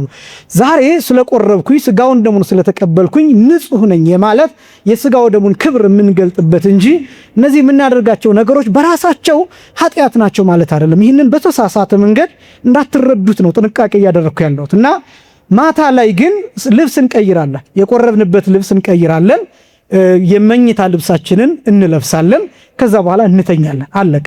በዚያ ሰዓት ግን መታጠብ ይቻላል። ከዛ በኋላ ከሌሊቱ 6 ሰዓት በኋላ ባሉ ጊዜያት ደግሞ ስራ መሄድ ከሆነ በተለይ ደግሞ አሁን እንደ ሀገራችን ብዙ አስቸጋሪ ነገሮች ስለሌሉ ለዛ እንጂ የውጭ ሀገር ሰዎች ከሆኑ ግዴታ ስራ መስራት ስላለባቸው ለመኖር ዛሬ የቆረበው ሰው ከሌሊቱ 6 ሰዓት ስራ መግባት ሊጠበቅበት ይችላል። ስለዚህ ጥርሱን ቦርሾ ፊቱን ታጥቦ ሊወጣ ይችላል ከ6 ሰዓት በኋላ ከሌሊቱ 6 ሰዓት በኋላ ወደዛኛው ቀን ስለሚቆጠር ማለት ነውና ስለዚህ እስከ ማታ ድረስ ብቻ መታጠብ ይከለከላል። ምንጩን እነግራችኋለሁ መጨረሻ ላይ ተሰብስበው ያሉበትን እነዚህ ሁሉ የኔ ልቦለድ እንዳይመስላችሁ ማለት ነው። 9ኛው እስከ ማታ ድረስ አስቀድሜ እንደገለጥኩት ልብስ ማውለቅ፣ ልብስ መቀየር ይሄም ይከለከላል። ከዛ በኋላ ግን የመኝታ ልብስ ለብሶ ከመኝታ በኋላ የመኝታ ልብስ ለብሶ መተኛት ይቻላል። 10ኛ ማዘን ማልቀስ አይገባም። የሚያሳዝን የሚያስለቅስ ነገር እንዳይገጥመን የአምላካችን ቅዱስ ፈቃድ ይሆንልን። ማዘን ማልቀስ ግን ይከለከላል። ምንም አይነት ነገር ሊሆን ይችላል፣ ደስታ ሊሆን ይችላል። በተቻለ መጠን አሁን ብዙ ሰዎች በሰርጋቸው ዕለት ያው የደስታ ነው፣ በእርግጥ መቆጣጠር አይቻልም፣ እሱን ሊያለቅሱ ይችላሉ። አንዳንዶቹም እንባ አጠራቅሞ የሚያለቅሱ ሰዎች ይኖራሉ። ሆን ብለው በቃ በዚህ ቀን ካላለቀሰ ሙሽራይቱ ቀድማ ሎቢ ትደረጋለች። በሰርግሽ ግን ካላለቀስሽማ ምኑን ሴት ነሽ ተብላ እንባ አጠራቅማ የሰርጓ ቀን የምታለቅስም ትኖራለች። እንደው እግዚአብሔር አሁን ይህን ሁሉ ተከታትሎ ቆርበሽ አልቅሰሻን ብሎ የሚፈርድ አምላክ አይደለም። ግን በጥንቃቄ ግን መያዝ ይገባል። ዞሮ ዞሮ ግን ማዘን ማልቀስ በዚህ ቀን ፊትን መንጨት ማቅ መልበስ ይሄ የተከለከለ ነው ፈጽሞ። ስለዚህ ማዘን ማልቀስ አንዱ በበዓለ ሀምሳም የሚከለከለው ይሄ ነው። ይሄ በዓለ ሀምሳም የዕረፍተ መንግስተ ሰማያት የአዝማነ መንግስተ ሰማያት ምሳሌ ስለሆነ በዓለ ሀምሳ ከዚህ በፊት እንደገለጥኩት ሰዎች እንዲያለቅሱ እንዲያዝኑ አይገባም ነው እንጂ ንስሐ አይገቡም እንደዚህ አይደለም ሐሳቡ። ማዘን ማልቀስ አይገባም፣ ግን ኃጢአትን መስራት አይገባም። በስጋው ደሙም ጊዜ እንደዛው ነው ተመሳሳይ። ስለዚህ ማዘን ማልቀስ አይገባም። 10ኛ 11ኛ ለሁለት ቀናት ከሩካቤ ስጋ መቆጠር ለባለ ትዳሮች ማለት ነው። ያው ስለ ሩካቤ ስጋ ሲወራ ሲጀመር ስለ ዝሙት አይደለም የምናወራው። በባልና ሚስት ቢሆን በመኝታው ንጹህ ነው እንደተባለው ሩካቤ ስጋው ንጹህ ነው፣ ቅዱስ ነው፣ ኃጢአትም አይደለም። ግን ለክብረ ስጋው ደግሞ ግን ለ2 ቀናት እንዲቆጠቡ ይታዘዛል። ይህም መነሻው ከዚህ በፊት ያነሳሁት ይመስለኛል በሥርዓተ ቤተክርስቲያኑ ትምህርት የቅዱስ ሉቃስ ወንጌል ምዕራፍ 1 ቁጥር 23 ላይ ዘካርያስ ከቤተ መቅደሱ ከዕጣን አገልግሎቱ ከተመለሰ በኋላ ከቅድስት ኤልሳቤጥ ጋራ በመኝታ አንድ የሆኑት ከ2 ቀን በኋላ ነው የሚለው እንድረክሌ ሞአሊላም ከ2 ቀን በኋላ። ለምን ቢባል ስለ ክብረ ዕጣን ስለ ዕጣኑ ክብር ብሎ እና ዘካርያስ በብሉይ ኪዳን ስለሚታጠነው ዕጣን ክብር ብሎ 2 ቀን ከታገሰ እኛ ደግሞ ለጌታ ስጋና ደም 2 ቀን መታገስ ይገባናል ነው ነጥቡ። እና ለ2 ቀናት ከሩካቤ ስጋ መቆጠብ። ሌላው 12ኛ ቀሪጸ አጽፋር ይላል። ጥፍርን መቁረጥ ማለት ነው። በዕለቱ አስቀድሞ ከ3 ቀናት በፊት ዝግጅት ከሚደረግባቸው አንዱ እሱ ነው፣ ጥፍርን መቁረጥ ማለት ነው። ነገር ግን ስጋውን ደሙን በተቀበሉበት ቀን ጥፍርን መቁረጥ አይገባም፣ ይከለከላል። 13ኛ ተላጼወ ጸጉር፣ በዕለቱ ስጋውን ደሙን የተቀበለ ሰው ጸጉሩን መላጨት ጸጉሩን መስተካከል አይችልም፣ ይከለከላል። 14ኛ ሩቅ መሄድ ሐዊረ ፍኖት ብሎ ይገልጠዋል። ቅድም እንደገለጥኩት ረጅም መንገድ የሚያደክም መንገድ መሄድ፣ እነዚህ አጠቃላይ ይከለከላሉ። በቁርባን ጊዜ የሚከለከሉት እነዚህ ናቸው። ቅዳሴ ሐዋርያት ወይም መጽሐፈ ቅዳሴው አጠቃላይ ገጽ 139 ላይ የሚገኘው ቅዳሴ ሐዋርያት ላይ ነው። ቅዳሴ ሐዋርያት ላይ ሆኖ መጽሐፈ ቅዳሴው ላይ ግዕዝና አማርኛ ገጽ 139 ቁጥር 166 ላይ የሚገኝ ነው። ደግሞ አለው ገጽ 139 ገጽ ስንት አልኳችሁ? መጽሐፈ ቅዳሴ ገጽ ስንት? 139 ቁጥር 166 ላይ እነዚህ የዘረዘርኳቸው ሁሉ እዚያ ላይ ይገኛሉ። መጨረሻ ላይ ቅዳሴ ሐዋርያት መጨረሻ ላይ እነዚህን ይዘረዝርና ይዘጋል። ይሄ በነገራችን ላይ ለቀዳሾችም ጭምር ነው፣ አጠቃላይ ስጋውን ደግሞ ለተቀበለ። ስለዚህ ምንጩ ቀጥታ ቃል በቃል የወሰድኩት እነዚህ የነገርኳችሁ በሙሉ በአማርኛ መናገሬ ብቻ ነው እንጂ ቃል በቃል የተቀመጡ ናቸው። ቅዳሴ ሐዋርያት መጽሐፈ ቅዳሴ ገጽ 139 ቁጥር 166 ላይ ይገኛሉ። ትክክል ያልሆኑ ልማዶች አሁን አስቸጋሪው ስለ ስጋው ደግሞ በየሰፈሩ ሕግ የሚያወጡ ሰዎች አሉ። ቆርበሻል እኮ እንደዚህ እንዴት ማድረግ የለብሽም እያሉ የየራሳቸውን ሕግ የሚያስቀምጡ ሰዎች አሉ። ትልቁ የተቸገርነው ይሄ ነው። ያንን ደግሞ ሰው እንዴት እንደሆነ አላውቅም፣ በደንብ እንደ ሕግ አድርጎት ይቀጥላል እና ከዛ እንዲያውም አይ ይሄ እኮ ይደረጋል ሲባል በመምህራን በቀሳውስት ሲነገረው ኧረ አባ ተሳስተዋን የሚል ሁሉ ሊያርም የሚፈልግ ሁሉ አለ። አንዳንዱ ደግሞ ጭራሽ ተሐድሶ ነው እንደገሌ ሁሉ አለ ማለት የሚዳዳ ሁሉ ይኖራል። አንዳንድ ጊዜ ከቤተክርስቲያን የሚወጣውን ምንጭ በደንብ መስማት ማወቅ ይገባል። ብቻ መሆን አይከለከልም። ለምሳሌ በጣም ብዙ ሰው ከሚፈራው ስጋውን ደሙን ተቀብዬ እንዴት ብቻዬን እሆናለሁ ይላል። ብቻህን ብትሆን ምን ችግር አለው ሲባል ሰይጣን ቢቀርበኝስ ይላል፣ ጋኔን ቢለክፈኝስ ይላል። ይሄ ማለት እኮ የሰውዬ ሳይቆርብ በቃ አጋንንት የሚጫወቱበት ማለት ነው። ልክ ድመት በአይጥ እንደምትጫወት አጋንንት እንደፈለጉ የሚዘሉበት ፍራሽ እንደሆነ ማለት ነው። እና ይሄ ራስን ለጋኔን የማመቻቸት ስራ ነው። በጣም ከባድ ነው እንደዚህ አይነት ነገር። ስጋው ደግሞ ይጠብቃል፣ አጋንንትን ያርቃል፣ ርኩሳን መናፍስት ይርቃሉ። ሰው እኔ ሁልጊዜ የምለው ምናደድበት፣ ምጸጸትበት፣ ምቆጭበት ሁልጊዜ ሰዎች በጸበል የሚያምኑትን ያህል በስጋው ደግሞ አለማመናቸው ያሳዝነኛል። ብዙ ቦታ ይህንን እገልጣለሁ። ከጸበልና ከስጋው ደግሞ ማን ይበልጣል እላለሁ ብዙ ጊዜ። ማን ይበልጣል ከጸበልና ከስጋው ደግሞ? እና ጸበል መጠመቅ መልካም እኮ ነው። ጸበል ያስፈልጋል። ምክንያቱም እግዚአብሔር ቃል ያረፈበት የተቀደሰ ውሃ ነው፣ አጋንንትን ያርቃል። ግን ስጋው ደግሞ ማለት ያለማቋረጥ ሰዎች ቀጥ ብለው 3 ሰዓት የሚጸልዩበት ነው። ከዛ ደግሞ ተለውጦ ህብስት የነበረው ስጋ ወልደ እግዚአብሔር ይሆናል፣ ወይን የነበረው ደመ ወልደ እግዚአብሔር ይሆናል። እና አስደናቂ ነገር ነው ይሄ። ይፈውሳን፣ ህይወት ይሰጣን። አጋንንት ከሩቅ አይተው የሚፈሩት የሚንቀጠቀጡለት ነው። እና እንደ ሊቀርቡ እንኳን ቢሞክሩ ልክ እሳት ላይ እንደሚያርፉ የእሳት ራት ኩምትር ብለው የሚረግፉበት ነው። እና ይሄን በደንብ ማወቅ ይገባል። ስለዚህ ብቻ መሆን አይከለከልም። ብቻ መሆን አይከለከልም። እንዲያውም ብቻውን መሆን መፍራት ያለበት ያልቆረበ ሰው ነው። ስጋውን ደግሞ ያልተቀበለ ሰው ነው መፍራት ያለበት። ለምን? አጋንንት እንደፈለጉ የሚጨፍሩበት ስለሆነ፣ ክፉ ሐሳብ የሚመጣበት ስለሆነ፣ ራስን የማጥፋት ስሜት፣ የጭንቀት ስሜት፣ የድብርት ስሜት፣ የብቸኝነት ስሜት፣ ተስፋ የመቁረጥ ስሜት የሚሰማው ሰው ያልቆረበ ሰው ነው። ስጋው ደግሞ ያልተቀበለ ሰው ነው። ንስሐ ያልገባ ሰው ነው። እንዲህ አይነት ሰው ነው ብቻውን የሚጨነቅ። ይልቁንም መፍራት ያለባችሁ ስጋውን ደሙን ሳትቀበሉ ብቻችሁን እንዳትሆኑ ነው መፍራት ያለባችሁ እንጂ ብቻ መሆን ጭራሽ አይከለከልም። ስጋውን ደሙን በመሰረቱ በእርግጥ በቤተክርስቲያን ትምህርት አንድ ሰው ብቻውን ይሆን ዘንድ መልካም አይደለም።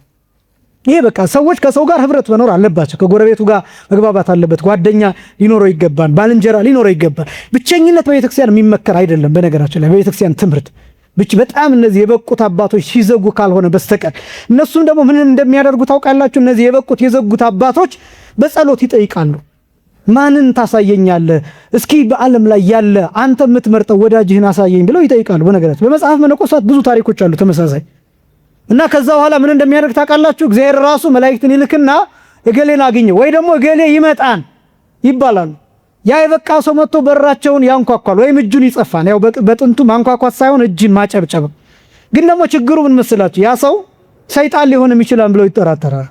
በዚህ ምክንያት እነሱ የሚግባቡበት ቋንቋ አላቸው። ማነህ ገሌ እንደዚህ ብለው ይጠይቁትና መጽሐፍ ቅዱሳዊ ጥያቄ ይጠይቁና በዛ መሰረት መልእክቱን ግልጽ ካደረገ እግዚአብሔር እንደላከው መላእክት እንደላኩት እንዳመጡት ከተናገረ በር ይከፈትለታል። ከዛ ይጨዋወታሉና ህብረት በቤተክርስቲያን የሚመከር ነገር ነው። ከዛ ውጭ ግን ብቻ ሲኮን ከልክፍት ከጋኔን ከምናምን ጋር ግን የሚገናኝ ነገር የለውም። ስለዚህ ስጋውን ደሙን ተቀብለው ብቻ መሆን አይከለከልም።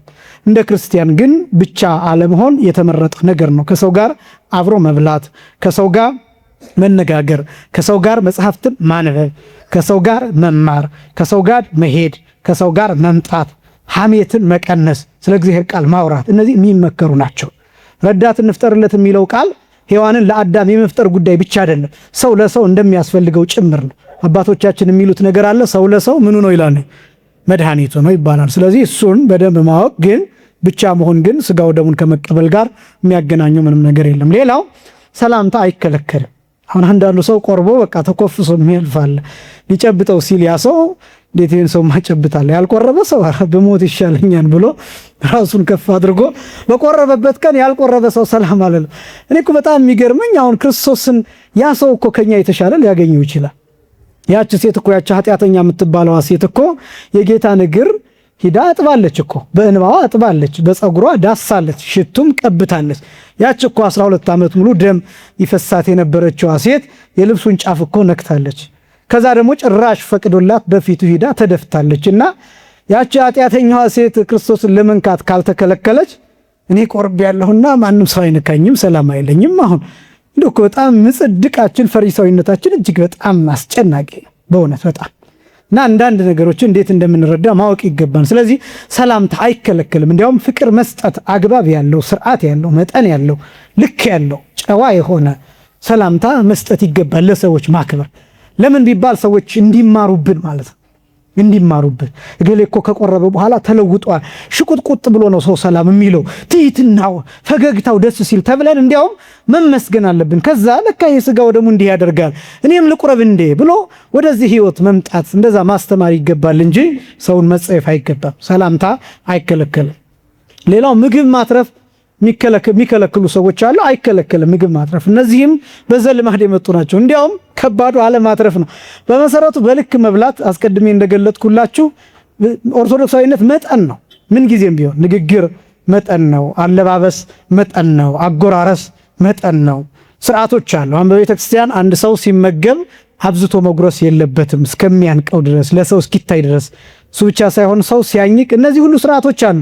መጽሐፈ ሲራክ ይናገራል። እንደገና ሕንፃ መነኮሳት የሚባል መጽሐፍ ደግሞ ብትመለከቱ በሰው ፊት ስታኝክ አፍህን አትክፈት፣ ድምፅ አታሰማ ስታኝክ ይላል። አሁን አንዳንድ ሰው አለ ይሄ ወፍጮ ቤት የሚመስል አይነት ሲያኝክ አጠገባችን ወፍጮ የተተከለ እስኪመስለን ድረስ ምን ሰማው ድምፅ አለ።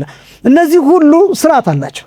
ሰው አፉን መክፈት የለበትም፣ መረበሽ የለበትም። ምክንያቱም የሚመገበው ሰው ያኛውን ሰው እንደ አጋጣሚ ሲመለከት ያው ምግብ በነገራችን ላይ መጀመሪያ ነው ጣፋጭ የሚሆነው እንጂ አፋችን ውስጥ ከገባ በኋላ ምግብ ይሞታል። ይሄን ታውቃላችሁ። ምግብ ይበላሻል። ከዛ በኋላ ጥቅም የለውም። ከዛ በኋላ መሽተት ብቻ ነው የሚሆነው። እንደው ሌላው ቀርቶ አፋችን ውስጥ ያለውን ብንተፋው ለምንም እንኳን አያገለግል። ድመቶች አሁን እናንተ አኝካችሁ የእናንተ ድመቶች ብትሰጧቸው ይበሉታል። ውሾቹ እናንተ አኝካችሁ ብትሰጧቸው ይበሉታል። በቃ ምግብ ከዛ በኋላ ሟች ነው። ስለዚህ እሱን ለሰው አለማሳየት ይገባል፣ ጥንቃቄ ይገባል። ማትረፍ ግን ከመጠን በላይ ከሆነብን ተጨንቀን ገና እንዳይተርፍ ብለን ምንጨነቅ ከሆነ ሌላ ችግር ሊመጣ ነው። ሰውየው ሊበላሽ ነው፣ ምግቡ ይበላሻል፣ ምግቡ ተረፈ ምናምን ብለን እኛ ሌላ ጦስ ልናተርፍ ነው። ስለዚህ ማትረፍ ይቻላል።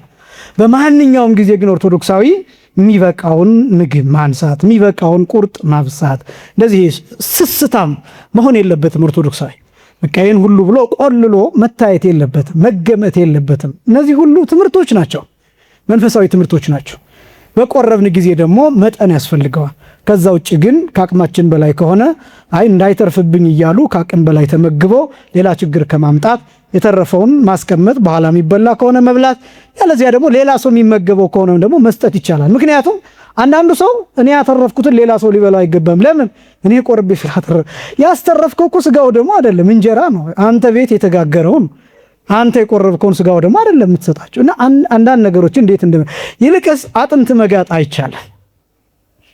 አጥንት የምትወዱ ካላችሁ እሱን ማድረግ አይቻልም። የሚጎረስ ነገር ብቻ። ለምንድን ነው የጋጣችሁት አጥንት ወደ አፋችሁ የመጣ? ይህ ብቻ ሳይሆን ጥርስ ሊያደማ ይችላል። የተለያዩ ነገሮች አሉ። ስለዚህ እሱን ማድረግ አይገባም። ከዛ ውጭ ግን ምግብ በመጠን ማቅረብ፣ ከተረፈ ግን ማስቀመጥ፣ ማትረፍ፣ ለሌላ ሰውም መስጠት ይቻላል። ማውራትና መሳቅ አይከለከልም። የብዙ ሰው ጥንቃቄ ከቆረብኩኝ ማውራት አልችልም፣ በቃ እንደዚህ ከሰው ጋር ማውራት ሲባል የቆረበ ሰው ብቻ ሳይሆን ማንኛውም ክርስቲያን ማንኛውም ኦርቶዶክሳዊ ማውራት የሚገባውን ነገር በመጠን ማውራት ይገባል።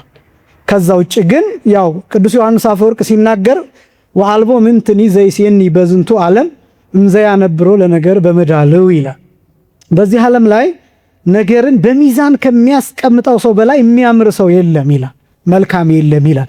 ሁሉ ነገር በልክ መቀመጥ አለበት። ራሱ ኦርቶዶክሳዊነት ሚዛን ስለሆነ ልክ ስለሆነ መጠን ስለሆነ ስለዚህ ማንኛውም ነገር በልክ ማስቀመጥ ያስፈልጋል። በቁርባን ጊዜም ከቁርባን በኋላም በሌላው ህይወትም። ነገር ግን በቆረብን ጊዜ የተለየ ማውራት፣ መሳሳቅ፣ መጫወት በአግባብ በስርዓት ሊጠይቀን ከመጣ ቤተሰብ ጋራ መጫወት፣ መቀላለድ ግን ፈጽሞ አይከለከልም። ኃጢአት ያልሆነ ወሬ፣ ወደ ዝሙት ሊገፋፋ የማይችል ወሬ፣ ሰዎችን ሊበድል የሚችል ወሬ ካልሆነ፣ ለሐሜት ካልሆነ ከነዚህ ውጭ ያሉትን ሌሎቹን ጉዳዮች እያነሱ መጨዋወት ባሉበት ይቻላል። መቀላለድ ይቻላል። መታገል፣ መላፋት፣ እነዚህ ነገሮች አይቻሉ። ከዛ ውጭ ግን ማውራት፣ መሳቅ በፍጹም አይከለከልም። እና በጣም ብዙ ልምዶች እነዚህ ናቸው ስጋውን ደሙን እንዳንቀበል አንዳንድ ጊዜ ወጣትነታችንን የሚሻማ ይመስልንና ከቆረብኩኝ እኮ በቃ እንደ ትልቅ ሰው እንደዚህ ጎብጬ መሄድ አለብኝ ብሎ የሚያስብሰዋል። በቃ ለዚህ ነው የማይቆርበው። በጣም ወጣቱ ከቆረብኩኝ በኋላ እኮ ይሄን መስራት አልችልም፣ ይሄን ማድረግ አልችልም፣ ንግድ አለኝ፣ ሱቅ አለኝ፣ እሱን መክፈት አልችልም ይላል። ማን ነው የከለከለው? ማን ነው የከለከለው? ከቆረብክ በኋላ ንግድህን መስራት ትችላለህ። ከቆረብክ በኋላ ሹፍርናህን መስራት ትችላለህ። ታክሲህን መስራት ትችላለህ። ራይድህን መስራት ትችላለህ። ከቆረብክ በኋላ የምታዘጋጀው በርበሬ አፈር እንዳትጨምርበት እንጂ መሸጥ ትችላለህ። ቅቤ ከሆነ የምትነግደው ሙዝ እንዳትጨምርበት እንጂ መሸጥ ትችላለህ። አግባብ ስርዓት ያለ ይሄ ገብርኤልን ሚካኤልን ኪዳነ ምሕረት ትድፋ የሚል መሃል ላይ የማሉ መዋሸት አይደለም። አግባብ ባለው ያመጣሁት በዚህ ነው፣ ትርፌ ይሄ ነው፣ ከገዛ ግዛ፣ ካልገዛ የራሱ ጉዳይ ብላችሁ መሸጥ ትችላላችሁ። ከዛ በኋላ ያለው አሁን የህይወት ዘይቤን በተመለከተ ደግሞ የተወሰኑ ነገሮችን ላስቀምጥ። ብዙ ሰው የሚጨነቀው ከቆረብኩ በኋላ ምንድነው የምለብሰው ሚል፣ እንዴት ነው የምኖረው ሚል ነው። ይሄን በፍጥረት ተናግሬ ጨርሳለሁ። የቆረበ ሰው የህይወት ዘይቤ እንደ ማንኛውም ክርስቲያን የህይወት ዘይቤ ነው። እንደ ማንኛውም ምን አልኳችሁ? ክርስቲያን ማለት ነው። የቆረበ ሰው ያ ማለት ማንኛውም ክርስቲያን እንዲኖር በተፈቀደው የህይወት ዘይቤ ወይም እናንተ ላይፍ ስታይል የምትሉትን እሱን ነው የሚኖረው። የቆረበ ሰው የተለየ አይደለም። የቆረበ ሰው ሰሌን እንዲያደርግ አይጠበቅበትም። የሰሌን ቆብ እንዲያደርግ አይጠበቅበትም። የቆረበ ሰው መሬት የሚጠርግ አቧራ የሚጠርግ ቀሚስ እንድትለብስ አይጠበቅበትም። የቆረበ ሰው የግድ የጨርቅ ሱሪ ያድርግ የሚል ህግም የለም። የግድ እንደዚህ ነው አለባበሱ በቃ በቲሸርት እንዳይሄድ ምናምን የሚሉ እነዚህ ህጎችም የለም። የቆረበ ሰው የሚኖረው ማንኛውም ክርስቲያን እንዲኖረው የተፈቀደውን ህይወት ነው የሚኖረው። የተለየ ጫና የለበትም፣ የተለየ ዕዳም የለበትም። ብዙ ሰው የሚጨነቀው እንደዛ ስለሆነ አሁን ብዙ ሰው ደግሞ እኔ ማዝነው እንደ ማሸማቀቂያ የሚጠቀሙ ብዙ ሰው ገሊት እኮ ቆርባ እንደዚህ ያደረገች እኮ ገሊትን ተሳደበች። አሁን ብዙ ሰው ምንድነው ከቆረበ የስድብ ፈቃድ የለውም፣ ካልቆረበስ የስድብ ምን አለው ማለት ፈቃድ አለው እንደማለት። ማን ነው ግን ይሄን ፈቃድ የፈቀደው? ይሄኛውን የሰጠው ማን? የኛውን የሰጠው ማን? በነገራችን ላይ በአንድ ነገር ማሸማቀቅ ትችላላችሁ። ለምሳሌ እኔ አሁን ቆርባችሁ ተሳደቡ አይደለም ነጥቤ፣ ቆርባችሁ ኃጢአት ስሩ አይደለም፣ ቆርባችሁ ዝፈኑ እስክስበሉ ምናምን አይደለም ነጥቤ። ግን ቢያንስ ግን አንድ ነገር ማለት ትችላላችሁ። ያልቆረበው ሰው ወይ ቆራቢ ሆና እኮ እንደዚህ ሆነች ቢላችሁ ምን እንደምትሉት ታውቃላችሁ? እኔ እንኳን ቢያንስ አንዴ ቆርቤ ነው የዘፈንኩት ሰው። እሱ ግን ጭራሽ ምን አላለ? አልቆረበም። አልቆረበምም እየዘፈነም ነው። አያችሁት? አልቆረበምም እንደገና ደግሞ እስክስታ እየወረደ ነው። ያውን እናንተ እስክስታ ወረዱ አይደለም ነጥቤ። ቢያንስ ግን እናንተ ጣሙን ታውቁታላችሁ። ለምን ቆርባችኋል? ከዛስ ዛሬ ዘፍናችሁ እንኳን ቢሆን እንደው ተሳስታችሁ ዘፍናችሁ እንኳን ቢሆን ወዲያውኑ ሩጣችሁ መጣችሁ ለንስሐ አባታችሁ ተናግራችሁ ትቆርባላችሁ። እንደገና ደግሞ ቁርባኑ እንደ ኃጢአት ስሩ አይደለም ነጥቤ። በደንብ እንድትረዱኝ ይፈልጋለሁ። ለምንወድቅበት ኃጢአት እንኳን ቁርባኑ ለስርየት እንኳን እድል ይሰጠናል፣ ቀን ይሰጠናል፣ ጊዜ ይሰጠናል። እንድትዘናጉ አይደለም ይሄንም ነግራችሁ። ግን ደግሞ ቢያንስ መቁረባችን ቀጣይ እድል እንድናገኝ ያደርጋል። ለምን? የቁርባኑ አንዱ ዓላማ ስርየት ኃጢአት ስለሆነ። ያኛው ሰውስ አልቆረበም፣ እየተሳደበ ነው፣ እየዘፈነ ነው፣ እየተቸ ነው፣ እየከሰሰ ነው። አለመቁረቡ ብቻ ሳይሆን የአጋንንትን ስራ ተክቶ የቆረቡትን ሰዎች እያሸማቀቀ። ስለዚህ ምን ጊዜም ስጋውን ደሙን የተቀበላችሁ ወጣቶች ወንድሞችና እህቶች እናቶቻችን አባቶቻችን ጋር ችግር ስለሌለ የቆረባችሁ አትሳቀቁ፣ አትሸማቀቁ። ምናልባት የተሳሳቱ ነገሮችን ብታደርጉ እንኳን አይ እኔ እኮ ቆርቤ ነው መሳሳት እንኳን ያለ ነው ተሳስቼ ነው ንስሐ ገባበታለሁ ማለት ነው እንጂ እውነትም ቆርቤ እንደዚህ ሆንኩኝ ብላችሁ ጭንቀት ውስጥ መግባትና መራቅ አይደለም። እኔ ዋናው ዓላማዬ እንዳትርቁ ነው። ስለዚህ የህይወት ዘይቤው እንደ ማንኛውም ክርስቲያን የህይወት ዘይቤ ነው። ስለዚህ መልሳችሁ የሚሆነው አንተም እኮ ክርስቲያን ነህ እንድትዘፍን አልተፈቀደም፣ ይልቁንም ወደ ንስሐ አብረን እንመለስ ብላችሁ ያንን ሰው ይዛችሁ መምጣት ነው። ሌላው የቆረበ ሰው የተለመደውን ስራውን መስራት ይችላል፣ አይከለከልም። አስቀድሜ ገልጨዋለሁ። ገበሬ ከሆነ ግብርናውን፣ ነጋዴ ከሆነ ንግዱን መስራት ይችላል። ሌላው ለስራ የሚመቸውን ልብስ መልበስ ይችላል። ለስራ የሚመቸውን ልብስ ለምሳሌ ነርሶች ሊሆኑ ይችላሉ፣ ሱሪ የሚለብሱ ሴቶች ሊኖሩ ይችላሉ። ስራ ቦታቸው ማለት ነው። የሚለብሱት ዩኒፎርማቸው የሚለብሱት የሥራ ልብሳቸው በራሱ የተዘጋጀው በሱሪና በሹራብ መልክ ሊሆን ይችላል። ስለዚህ ያንን ሱሪ ይለብሳሉ። ኃጢአት አይደለም።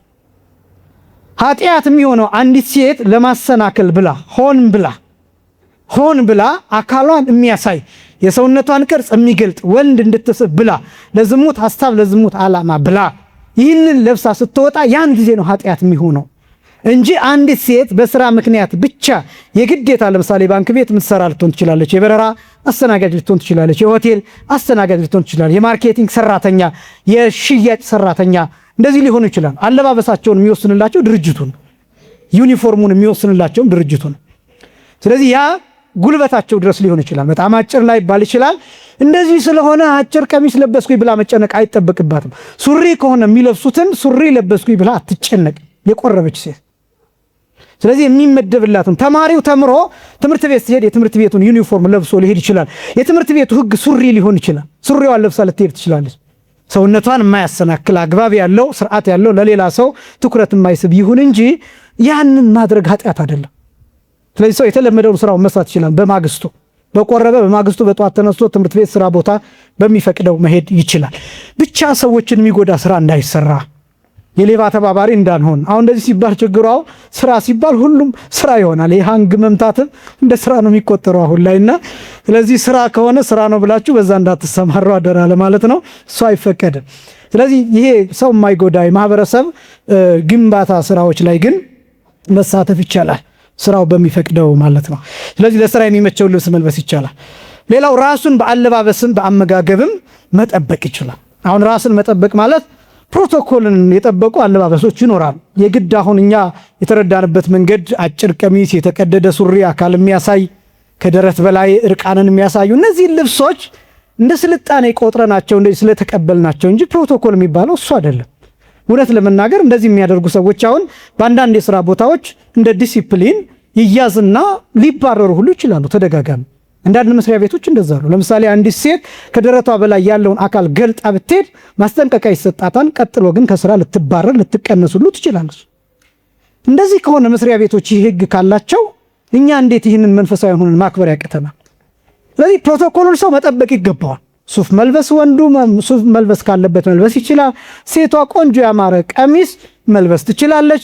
እነዚህ ነገሮች ማድረግ ራሷን መጠበቅ ትችላለች። ንጹህ መሆኑ ይሄ በክርስትና የሚፈቀድ ነው። ደጋግመን እንደገለጥ ነው። ያ አይከለከልም። የሚያሰናክሉ ልብሶችና አካልን የሚያራቁቱ ይህ ውርደት ያለው የማህበረሰብን ባህል ያልጠበቀ ዝቅጠት ያለው እንደዚህ አይነት ነገሮች ግን ቆረብንም አልቆረብንም ክርስቲያን እንደመሆናችን ይከለከላል። ስለዚህ ባለባበስም በአመጋገብ መጠበቅ ይችላል። በአመጋገብ የሚለውን መጥቀስ ያስፈልገው ለምንድን ነው?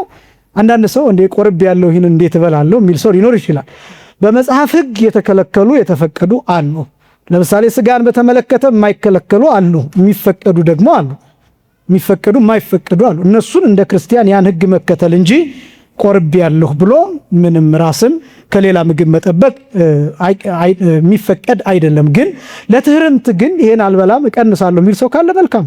ለምሳሌ በበዓል ሃምሳኔ ስጋ አልበላም ግን ጾሙን እንዳልሽረው ጧት ጥሬ እበላለሁ ቆሎ በልቼ ውላለሁ የሚል ሰው ካለ ይችላል። ነገር ግን አይከለከልም። ስለቆረብክ ስጋ እንዳትበላ ጥሬ እንዳትበላ የሚል ሕግ የለም። እነዚህን ነገሮች በደንብ ማወቅ ይገባል። ሌላው በተቻለ መጠን አርአያ ምሳሌ ለመሆን ጥረት ማድረግ እንጂ ስለቆረበ ብቻ የተለየ ዕዳ እንደሌለበት እነዚህን ማሰብ ይገባል።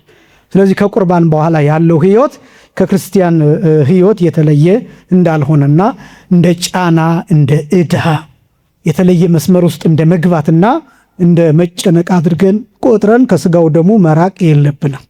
እንደውም ስጋው ደሙ ነፃ ያወጣል፣ ኮንፊደንስ ይሰጣችኋል፣ በራሳችሁ እንድትተማመኑ ያደርጋችኋል።